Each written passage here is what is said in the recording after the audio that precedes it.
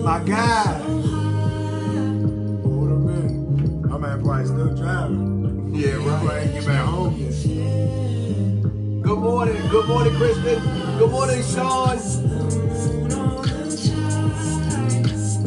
Good morning, Jackie. Good morning, Christine. Hey, Kay. Good morning, Alicia. What's up? What's up, guys? Christian said, what's up, guys? My God. We good, Christian? Hey, Angela. Hey, Sean. Hey, Lynn. You back. Hey, Tara. You're not going to get me in any trouble, are you? I hope not.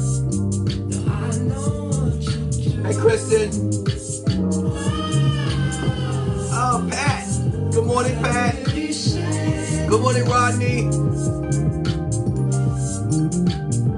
What's up, Jay? Switch it up. You got me scared. You got me scared. You got me scared. You got me scared, so I just switch it up. Well, it's too late now. Is it? It pick it up like that? Oh, yeah. Yeah, you done. We all right. We all right. I got confidence. All right.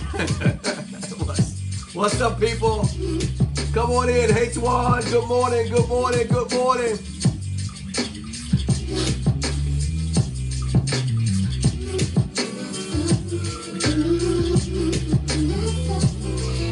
Hey, Cyrus. Good morning, sir.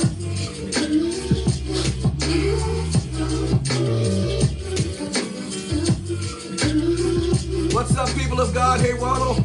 Good morning. Good morning. Come on in, Lorraine, come on in, Emma.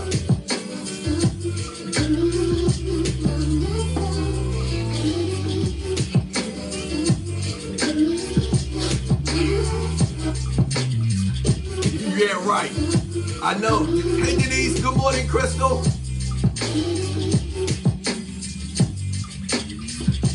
Good morning, people. Come on in, come on in.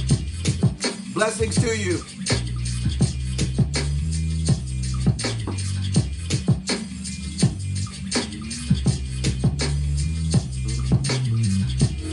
Hey, Elena, good morning. Hey, Keisha. Hey, Keisha, good morning.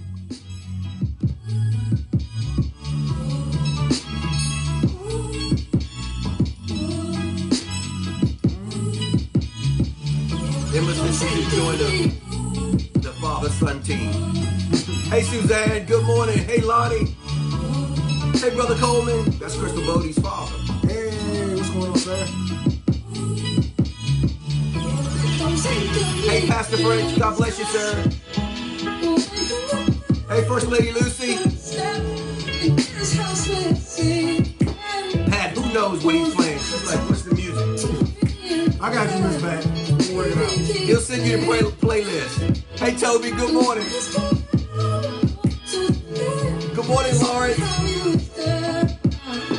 Good morning, Robin.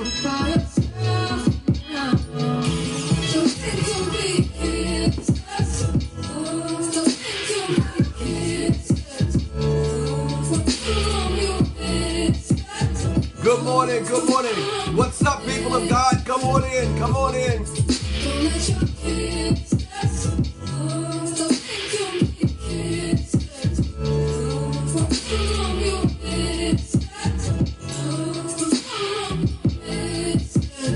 Hey, Monique, good to talk to you yesterday.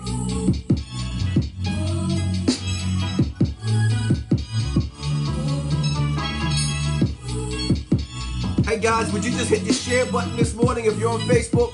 If you're on Periscope, would you just hit your share so you can share this to with your friends and family this morning? Thank you so much. Appreciate it. Hey, Lakeisha. Good morning. Thank you, Pastor.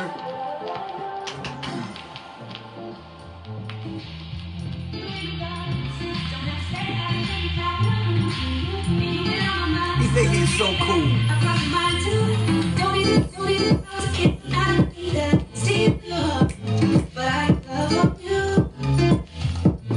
Who know what they saying? Hey, Phyllis. That's like something wrong with the recording. Like it's crazy, man. That said you're pretty cool.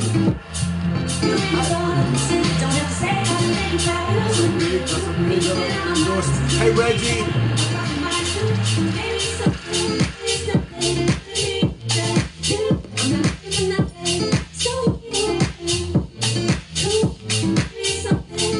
What is that, Will? He don't know. He doesn't know what it is.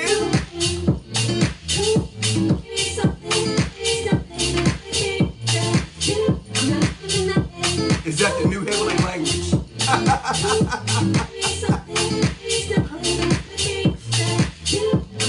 A lot of coffee. What do you drink coffee? I'm trying. I think I'm told I shouldn't be trying. Yeah, that's not a habit you want to start. Yeah. No. Hey guys, good morning. Good morning, everybody. Good morning. Welcome, welcome. It's Friday, last day of the week. Hey, Will, I fell asleep yesterday. Be like that sometimes. All right, Will, we can get started.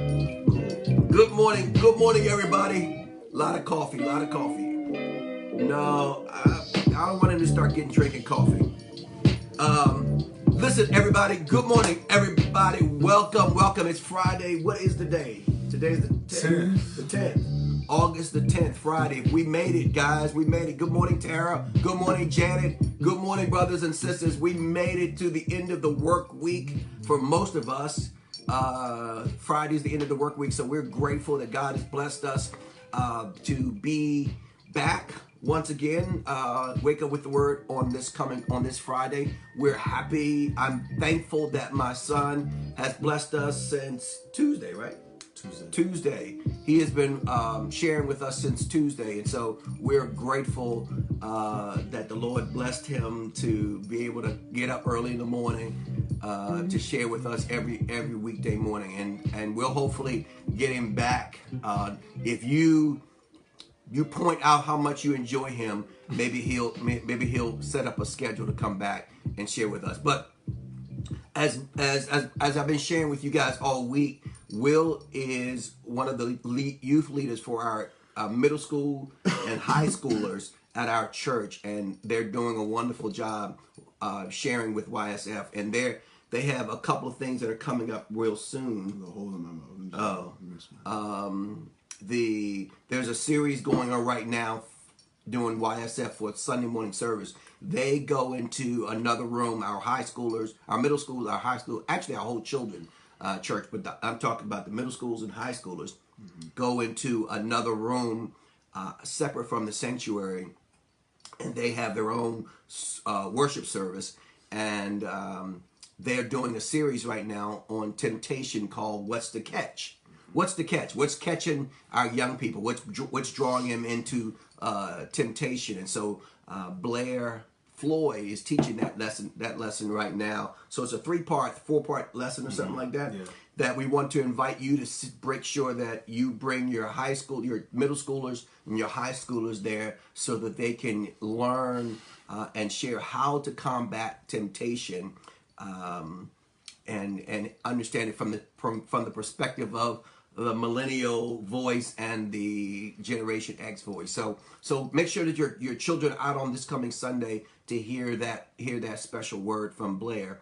Also on the 24th, yes, this month we're having a lock-in. Well, I'm not having a lock-in, but they're having a lock-in with all of the YSF, the high school, the same group, mm-hmm. Yep, the teenagers. Before they go back to school, to have a wonderful weekend sharing and having fun and learning and growing together before they head back to school. So make sure that your high schoolers are registered for the lock-in coming up on the 24th of this month, in a couple of weeks, I guess. Yep. Yeah. Real soon. Real soon. So be sure to be a part of that. It's gonna be a blessing to your young people. Lastly, before you go, I wanted you guys to be able to reach out to Will. And have your young people reach out to Will. He's doing a fantastic job. He works for the church full time, so he's available to talk to your young people, to go check on your young people, to spend time with your young people. And so we want you to be able to reach him. Give him your Twitter, your Facebook, your Instagram, how they reach out to you. Okay, so Facebook, my name, George Hawkins, the third, so 3 I's. Twitter is _ George Hawkins, and Instagram is everything lowercase, GHWKNS, and then that's it. What? Yeah. What is it? GHWKNS.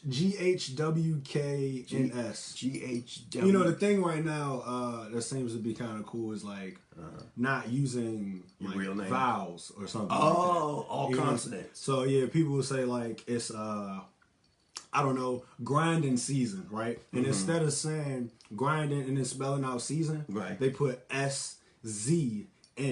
That's what season means? Season. I didn't even know. I'm just letting you know. I'm trying to keep you know what I mean? Keep me abreast. That's it. That's all I can do. I appreciate that. So reach out to him and have your young people reach out to Derek. We believe that it is best that you allow your kids to be influenced by spiritual people just above them. If they don't contact you, they don't spend a lot of time with you, they don't want to respond and talk to you, it's best that you have an ally on your side to help you reach out to them and help them reach to reach their potential. So talking through some mentorship with some younger people, some older younger people. So reach out to Will on Instagram, Twitter, Facebook. He'll reach out back to you and get in contact with you and make sure that you're aware of what's going on with YSF, and if you need him to talk to some of your young people, and more than just talk to them, just be in their lives. That's the biggest thing. Just, it's not a one-time event like talk to my young person, get them straight and they'll be okay. No, they need to be involved and be immersed along with you and your family, and being immersed into a relationship with some godly people. So do that. So with that said, hit it away. I've taken some of your time. I've taken 13 minutes of your time. Maybe that's, you know what I'm saying. I didn't do that every day. I think that's what's been happening every day. We've been kind of running along. I feel like that's his fault. So I'm sorry. So take that out. No, you're fine. Okay, so first off, want to say I appreciate y'all who've gotten up to hear me, who have no real reason to get up this early and hear me, right? So I appreciate that. And so today we're gonna finish off. And I was thinking about doing something totally new, but I feel like we've been on the same page for the last couple of days, so I felt like we should just sink right into there. And so today is gonna be a purpose / listening kind of message, right? And so that's gonna be the point of emphasis today. And so the title for today is As You Step Out, right? So we talked about contentment the first day, we talked about chasing failure the next day, and yesterday we talked about what did we talk about exactly? We talked about, the title was big house but you're living in a fort. Right. So hoarding. Yeah. Right. And so today we try to take all of those things and understand how big understanding purpose and then listening plays in part of realizing your purpose, and then being able to walk those couple of things we've been talking about the rest of the week. So our verse for today is, and excuse me, my voice, maybe I sound a little less annoying. I might sound a little more pleasant today. Lost my voice a little bit more. Proverbs 19:21. Many are the plans in a man's heart, but it is the Lord's purpose that prevails. right? And that's a pretty popular verse. I think, most of you super spiritual saints, Getting up early in the morning. Y'all already know that one. Yeah, man, this is right. So, in essence, what that's for the rest of us, you know what I'm saying? For the rest of us who, that don't aren't scholars yet, right. who don't do this, it's basically we're keeping we're working around the clock, right, to ensure our own safety, right? Creating our own options and fallback plans, right? However, God's plan prevails at the end of the day, right? So that's what that scripture is saying, that we spend time trying to develop our purpose and trying to manufacture and create purpose for our lives, and when in essence, it's all null and void because God's plan will prevail anyway. So your mouse running on the wheel when that's how you're getting up in the morning, that's your objective for the day. So I think we would agree that most of us don't typically work well with safety nets or fallback plans. So like myself, right?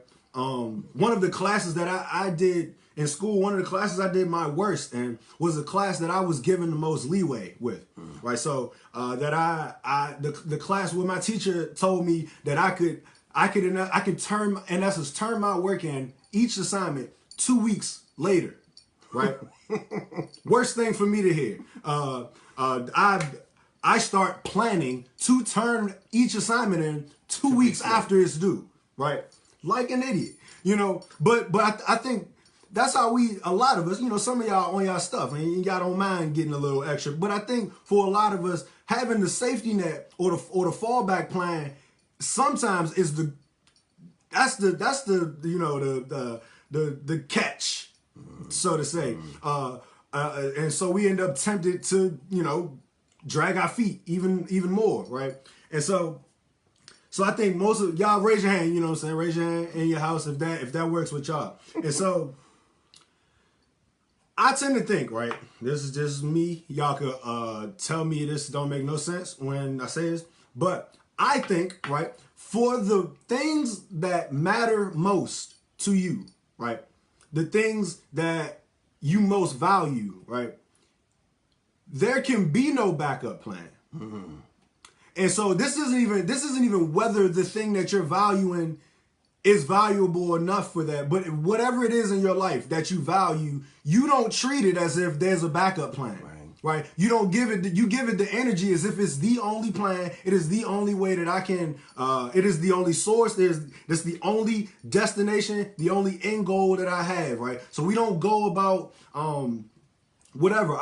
If you want to be a better husband, right? You don't say, oh man, I want to be a better husband, but my backup plan is I'm gonna be an alright husband, right? But that's if that matters to you. But whatever matters to you, you keep that at the forefront. You don't plan on like lowballing that goal, right? And so I talked to my guy Ty, my cousin. He is an amazing dude. I love him. He's reading around the clock. He's always feeding himself around the clock, and he's influenced me a lot in what I do in my spare time. And he gave me. We met up yesterday at the church, and we talked and fixed up the YSF room and stuff like that. Just talking about plans for the future and everything. He gave me this quote based on what I've been teaching the rest of the week, right? And it's by a guy named Bob Goff.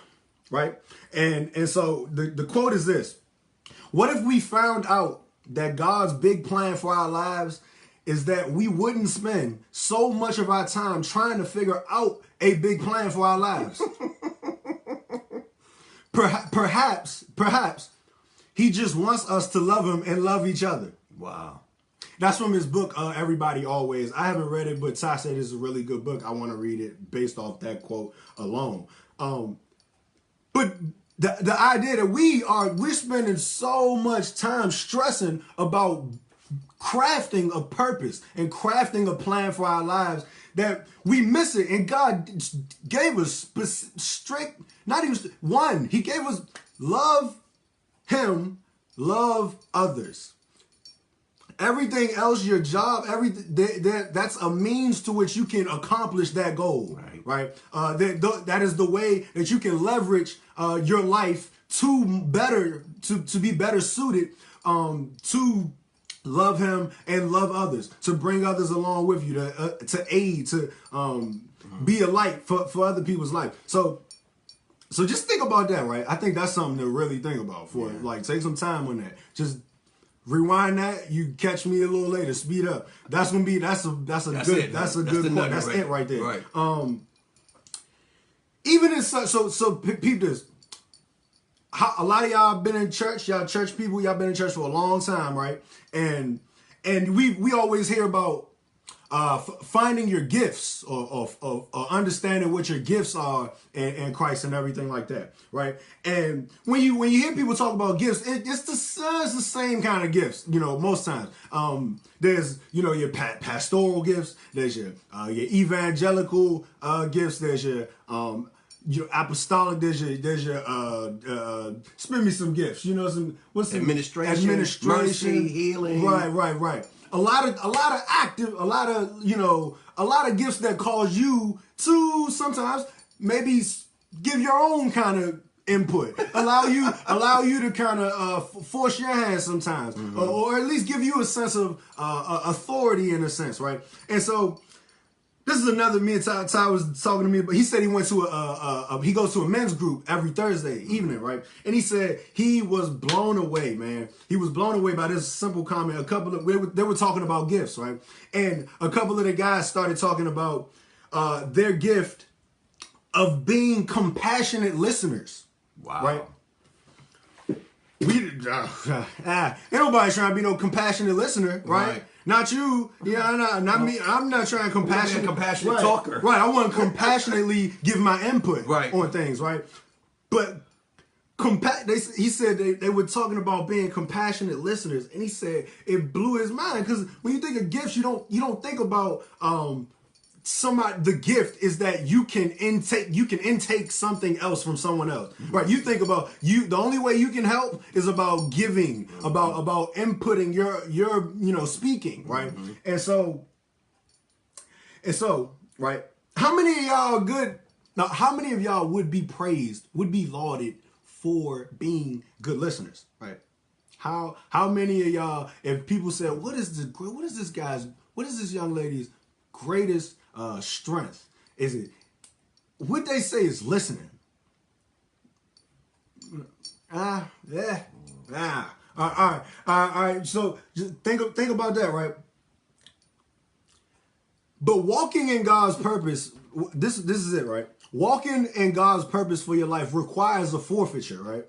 And what that really is, if we can keep it simple, it is listening. Right? The forfeiture is less talking, right? Less trying to craft yourself and more listening, more opening your ear, more taking in, right? And so that's what we kind of want to associate with that forfeiture. That giving up is the giving up of you speaking, you being so on the making things happen end of it, and more on the listening, just being able to just relax for a minute and take something in, right? All right, so it's relaxing with your own inclinations, right? Your own desires, sometimes your own ideas, your own plans. Those are the things that kind of get forfeited sometimes. If you want God's purpose to be alive in your life, right? That's something you're gonna have to commit to doing, right? And so this is the point. This is it. This is what we got right here. This is the main thing for this last message, right?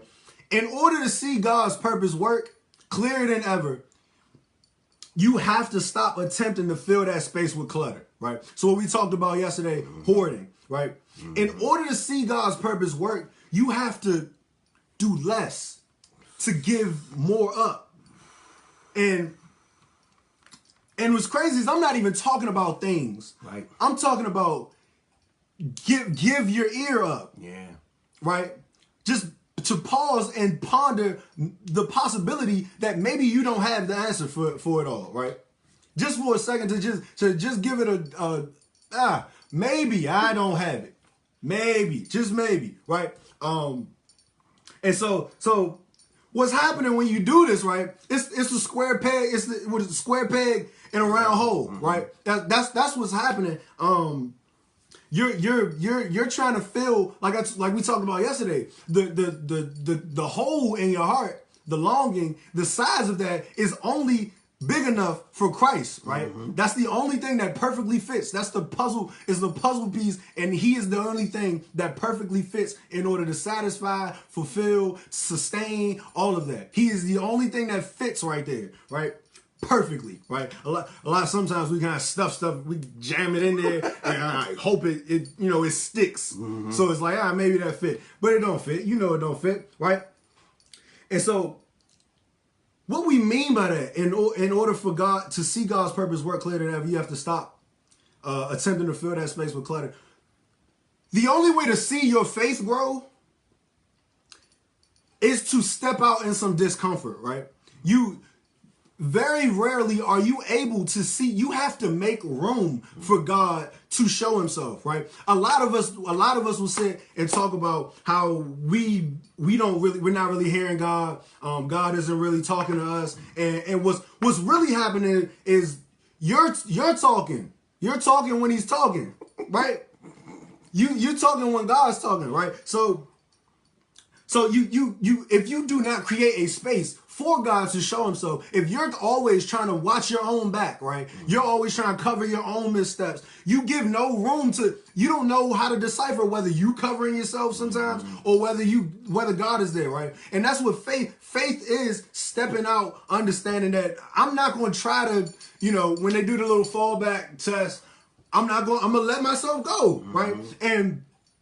And so we don't do that, and it makes us think that God's not there, right? Because we're trying to cover our own tracks, right? We're trying to craft our own backup plan, And so what's wrong is this, right? When we hear people talking about, this is what we want to change, right? I'm trying to find my purpose, right? There's no finding your purpose. Right. There's no finding it. It's not anything to go get, right? Your purpose is present always. Right? Like you were born, placed here with purpose. Purpose that is not something for you to go get, to go earn, to go attain. It is something innate. It is something there. It's in you from the jump. It is something to be activated. Right? So your purpose, you don't have to worry about finding it. Right? You don't got to worry about going to go get it, go work for it, go grind, go get your purpose is here. And so whenever you would like to go walk into that, all you have to do is activate it on your own, right? And so it's part of, I talked about that. I've been reading the Purpose and Power book for Purpose and Power of a Woman, right? And Miles Monroe talks about the design, and we were designed with a purpose and plan, right? And so all we have to do is align ourselves with our purpose that is already there. We don't have to go get it, right? Okay. So this is a quote. This is what? Hold on. This is the tragedy, right? Right. And this is something I'm very passionate about. Because I think I've been fortunate, right? I've been fortunate enough to, when I didn't understand my purpose and I made mistakes in my life, I was fortunate enough to have a covering of parents and people in my life that were able to reel me back in, and just a little good favor from God, that to not have me pay for my own trying to craft my life. Trying to tell God who I'm gonna be, right? And so I didn't have to pay for that curiousness, right? I didn't have to pay for that stuff. And so what I'm passionate about is everybody doesn't have that luxury, right? A lot of you I think a lot of you would agree that you haven't had that luxury, right? A lot of people are not able to go through life unscathed a bit, right? And so the tragedy, right? ends up being, right, is that we won't relinquish control until we permanently stain our lives. Wow. Or until we cripple ourselves. Right? How many of us wait until things hit their absolute worst in order to come to God? And not that there's any bad, whenever you come to Christ and whenever you kind of realize that's wonderful whenever you do. But wouldn't it be nice if you could carry a little less baggage into that, right? Wouldn't it be a lot more comfortable for you? Wouldn't it be a lot? Wouldn't the transition be a lot more seamless, right? If you didn't have to carry some of the stuff you were doing while trying to shoulder this load on your own, right? And so a lot of times we're determined, right, that we're gonna learn from experience, right, and not wisdom. And for some reason, after seeing, like, for witnessing your own life and how I think I listened to a message Andy Stanley was talking about, and he said the funny thing about how we are so confident in our judgment, we have been the chief arbiters, the chief rulers of each regret we've ever had. Yep. You have played a part in making the decision that has made your life harder every time. Nobody else. It's you. You have been the common denominator. Me, I've been the common denominator in everything that is not added to my life. Yeah. I have had an opinion, a part to play in that, right? And so to believe that your opinion is something that is flawless, right? Yeah. You can add your opinion, and that does it, right? You've been there. You have been the manufacturer for every regret relationally, whatever regret in your life. You have been the person to make those wheels start turning, right? And so this is a quote from Miles Monroe that kind of fits with that. When experience is your best teacher, then progress is imprisoned. Say that again.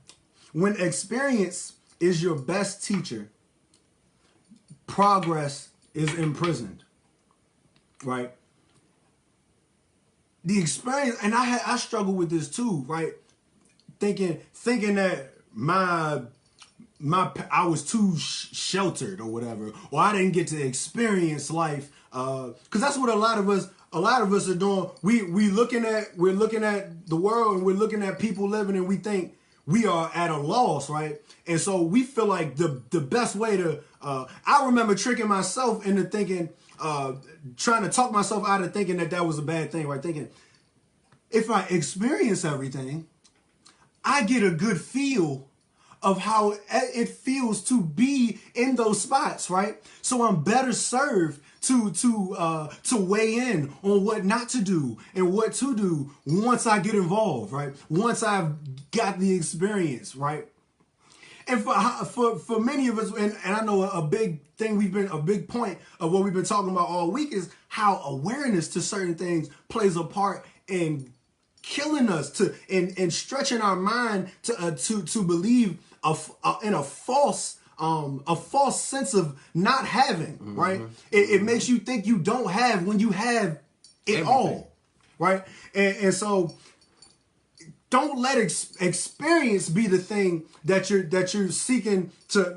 Once I get the experience, I'll come back. Once I get my life right, I'll come back. Once I finish kind of crafting this thing on my own, I'll come back to God when my life is smooth. I mean, we've all done that to some extent. We've told God, hold on just for a second, just for a little bit longer. If I could just get this right, if I could work this out on my job, if I could work this out, whatever, then I'll kind of come to you, God. How many people you've been inviting to church and they say, man, I'm just not, once I get this thing right, I'll come visit the church. I'll come check y'all out. But, stuff is just kind of crazy right now. And so I'm going to wait until stuff is not crazy. Stuff is never going to not be crazy, right? Especially when you are taking God out of it, right? Especially when the reason for you delaying is that you're trying to shoulder it yourself, right? I'm working so much. You picking up another job to not be like in the consequence is not being able to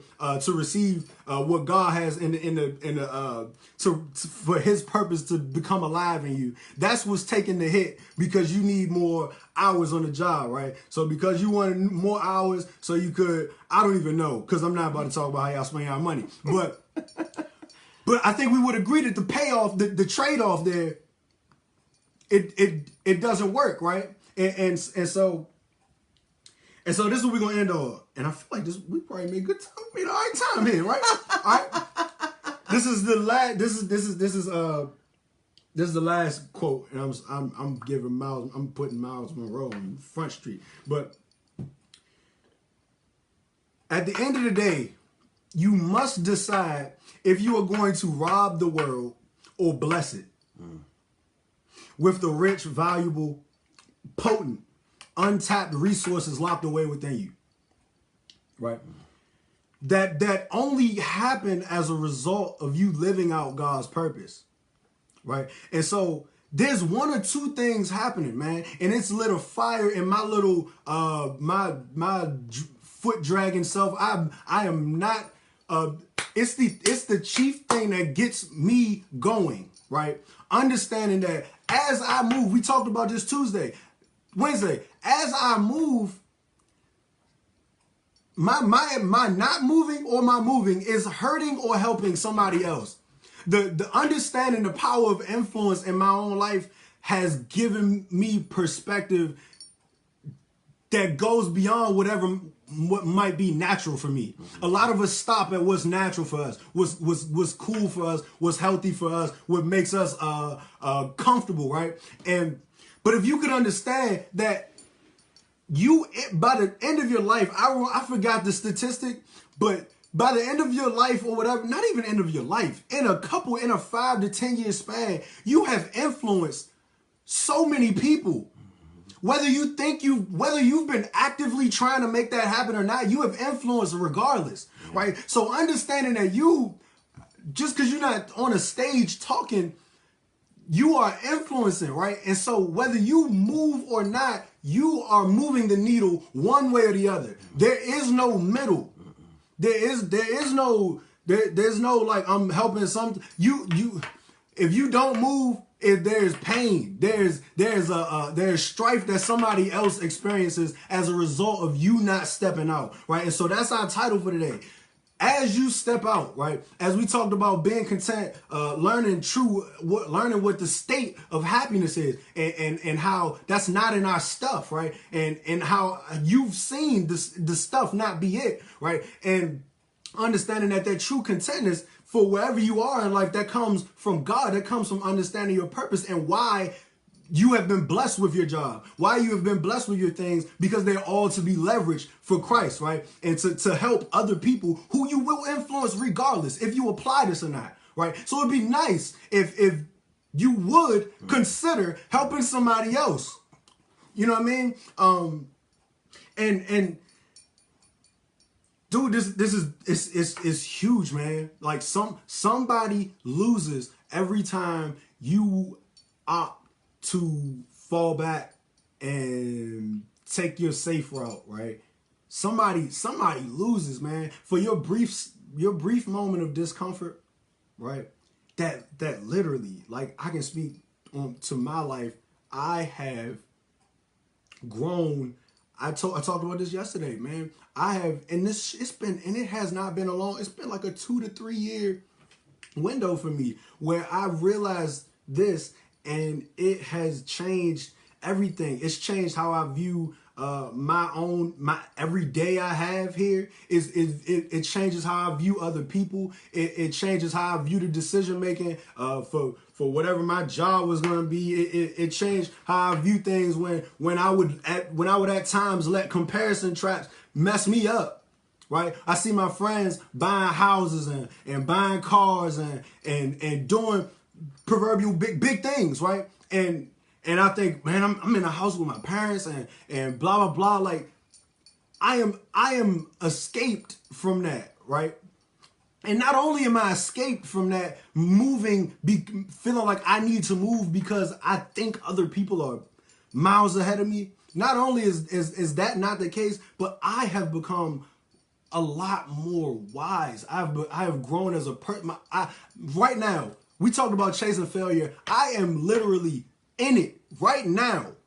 Like speaking to y'all this whole week. This is the result, like we talked about earlier, of saying yes to the challenge before you even get time to really think about it, right? And so I've gotten into the habit of things that I know that I've ran from my whole life. When the opportunity comes, it's like, yo, take it. And God rewards it because he knows that you only took the responsibility, not because you knew for certain that you could handle it, but because it would require him. Mm-hmm. It would require his input. It would require him as the safety net, right? Mm-hmm. And so he rewards that, and he pushes you to another stratosphere. And like I told y'all, man, I've my vocabulary, I feel like it's better. It ain't great. It ain't super, it ain't the best ever. But I've moved to places I never thought. Right? I tell them in YSF, I tell the kids, man, I never would have thought I would be in there talking to them every Sunday. And that was not me, man. I was super introverted. I was shy. I only speak when spoken to. Like I was not about this, and I'm in it right now. And the only reason I have pushed, right, because I have allowed a space for God to show himself. Mm-hmm. Right? And that has only allowed my faith to build. And we talk about that in YSF a lot with the kids. If you give God something, it only makes you bolder. Mm-hmm. It gives you more reference. Because we do that in our lives. When we succeed at something, that becomes our reference point to whether or not we should continue to be persistent in chasing that same thing. If somebody tells me I'm good at basketball, you tell kids, like, I'm going to play basketball now. Mm-hmm. This is where I found my value. This is where I've been approved. This is where I've been affirmed. Yeah. You know what I mean? And if you do that in this same place, God will take you from a place you never thought you would be operating. And so my comfort levels have shifted. Like, I used to be totally uncomfortable with speaking at all. Now it's like I was a little uncomfortable with this because I know it'd be like a couple hundred of y'all listening to this, and so it's moved now to, oh man, like bigger crowds, like I'm scared of this, but it's not. It moves. Like you will find when you look back at the end, you will look at how much ground you covered and how many of your own walls you have torn down. Chasing failure. You will realize, that's what Ryan Leak said, man. He took the challenge of trying out for a basketball team. He was like a D3 all-star, like All-American or something like that. And he took the challenge of chasing failure. He got to try out with the Phoenix Suns. Something that most dudes who play basketball who know they're not on the NBA level, ain't nobody going out. I'm not going out there and embarrass myself in front of no NBA players and coaches. And he went out there, right? And he failed, right? Which was whatever. He failed. But at the end of the day, he realized, like, yo, I'm sitting on an NBA court. I'm in a professional's gym. I'm sitting next to guys I watch on TV.